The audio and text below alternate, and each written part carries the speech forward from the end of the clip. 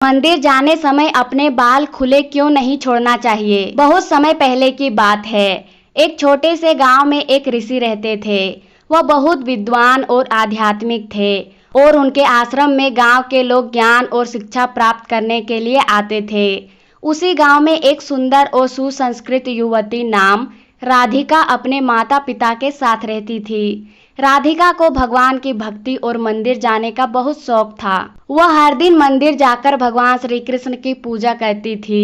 राधिका के बाल बहुत लंबे और घने और सुंदर थे और उसे अपने बालों पर गर्व था। वह हमेशा अपने बाल खोलकर मंदिर जाती क्योंकि उसे लगता था कि इस तरह वह और भी अधिक सुंदर दिखती है। एक दिन जब वह बाल खोलकर मंदिर जा रही थी, गांव की एक बुजुर्ग महिला ने उसे देखकर बोली, बेटी, मंदिर में बाल खोलकर जाना उचित नहीं है। यह अनुचित आचरण है। मंदिर में सिर ढककर जाना चाहिए। राधिका को यह सुनकर अचंभा हुआ।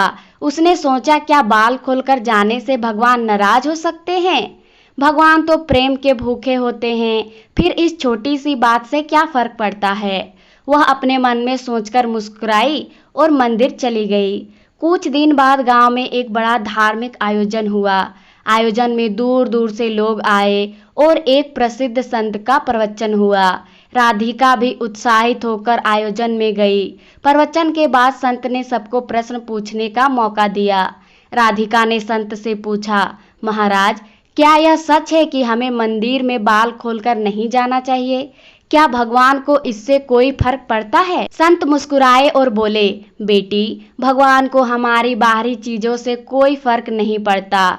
उन्हें केवल हमारी भक्ति और प्रेम की आवश्यकता होती है। परंतु धार्मिक स्थानों पर जाने के कुछ नियम होते हैं जिनका पालन हमारे शारीरिक और मानसिक अनुशासन के लिए आवश्यक है। बाल खोलकर मंदिर जाने का अर्थ केवल बाहरी सजावट नहीं है, इसका संबंध हमारे आंतरिक मनोभाव से भी होता है। राधिका ने उत्सुकता से पूछा, महाराज, कृपया मुझे समझाइए, इसका आंतरिक अर्थ क्या होता है? संत ने समझाया, मंदिर एक पवित्र स्थान होता है और जब हम वहां जाते हैं तो हमें अपने आंतरिक ऊर्जा और ध्यान को भगवान की ओर केंद्रित करना होता है।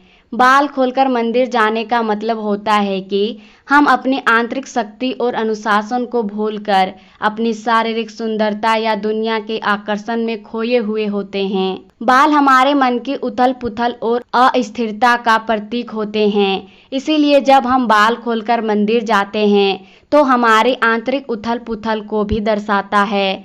मंदिर में सिर ढककर जाना एक प्रकार की विनम्रता और श्रद्धा का प्रतीक है।